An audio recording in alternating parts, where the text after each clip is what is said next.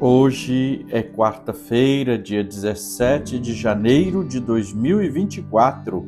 Eu sou o Padre Júnior Pereira e estamos começando a nossa Academia Espiritual.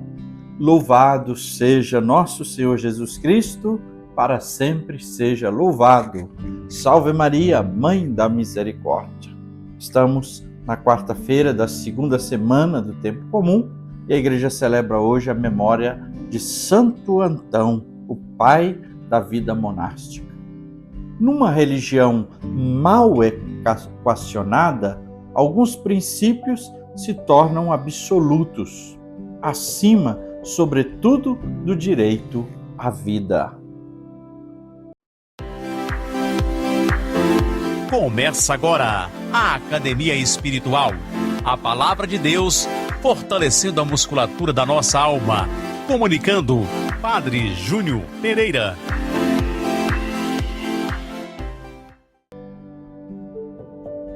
O texto proposto para a nossa meditação nesta quarta-feira é de Marcos, no capítulo 3, versículos de 1 a 6. Proclamação do Evangelho de Jesus Cristo segundo Marcos. Glória a vós, Senhor. Naquele tempo, Jesus entrou de novo na sinagoga. Havia ali um homem com a mão seca. Alguns o observavam para ver se haveria de curar em dia de sábado, para poderem acusá-lo. Jesus disse ao homem de mão seca: levanta-te e fica aqui no meio. E perguntou-lhes: é permitido no sábado fazer o bem ou fazer o mal? Salvar uma vida ou deixá-la morrer? Mas eles nada disseram.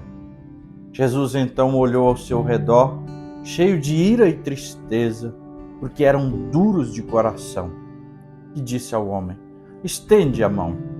Ele estendeu a mão e a mão ficou curada. Ao saírem, os fariseus com os partidários de Herodes imediatamente tramaram contra Jesus a maneira como haveriam de matá-lo. Palavra da salvação, glória a vós, Senhor. Jesus, no Evangelho, chama atenção para algo que é essencial. O dia do Senhor é para fazer o bem ou para fazer o mal. Algumas atitudes nossas podem ser até cumpridoras de regras e leis, mas provocarem o mal. A mão seca daquele homem era sinal da sua incapacidade, daquilo que o desumanizava. Ele não estava perfeito e completo, que o impedia de fazer algo. Então veja bem que Jesus, em todos os milagres, não é apenas resolver o problema, mas ele tem um ensinamento. Com um milagre, Jesus quer ensinar algo muito grandioso para nós. Com isso, podemos começar pensando que o homem de mão seca simboliza a incapacidade de produzir, de fazer. Então, era uma pessoa estéril, impossível, incapacitada para fazer algo. Mas o pano de fundo que está é que os fariseus davam mais valor aos ritos e às tradições do que à vida humana.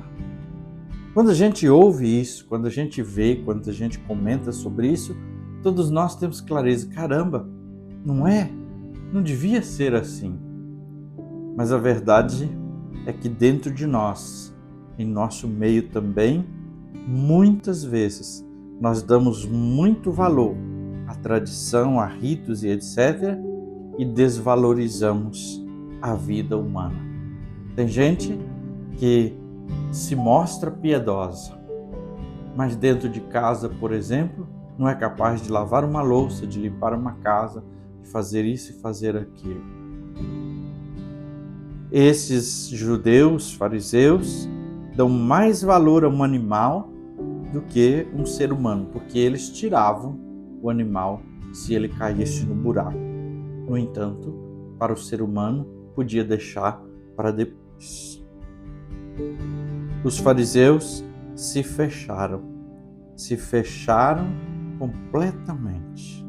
Já para Jesus, a vida era muito mais importante, valia muito mais. Na verdade, a vida humana valeu a própria vida de Jesus. Tão importante, tão grandiosa era para Deus. Enquanto que os fariseus fechados para Jesus bloqueiam o seu coração por causa de uma ideia fixa que leva a tramarem a morte do Senhor.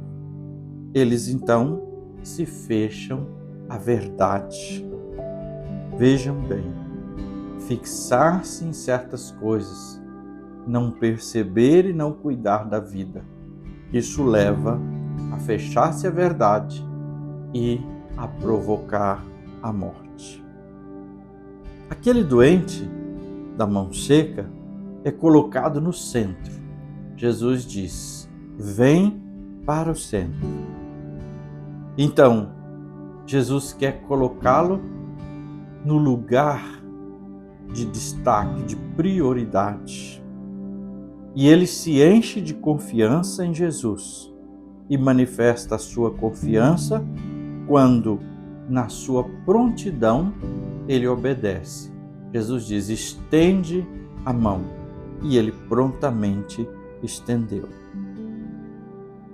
A fé permite alcançar aquilo que parece impossível.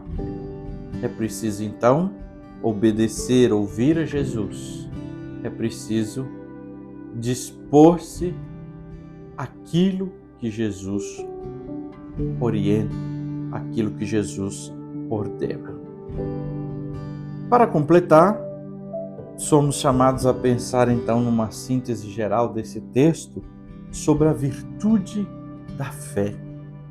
A virtude da fé consiste em ver as coisas, mesmo as corriqueiras do dia a dia, ver tudo isso em função do plano de Deus, orientado para a salvação. Em outras palavras, é justamente que eu consiga perceber em tudo o que acontece, em todas as realidades, a mão de Deus. E que tudo Deus permite, Deus faz acontecer em vista do nosso bem, da nossa salvação. Então, é perceber a presença e a ação de Deus em tudo.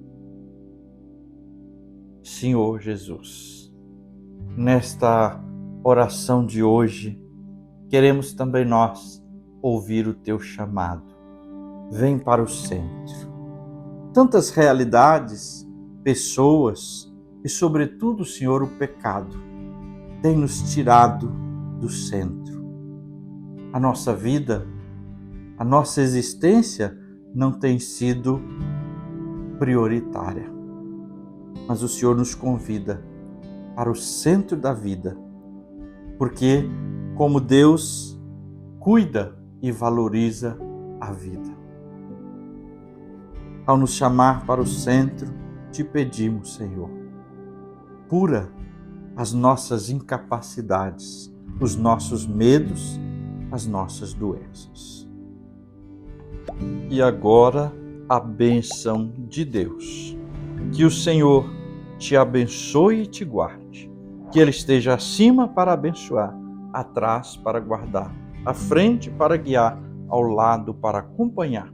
Que Ele volte o seu rosto e dê sua paz e sua bênção. Que ela desça abundantemente. E abençoe-vos Deus Todo-Poderoso, Pai e Filho e Espírito Santo. Amém.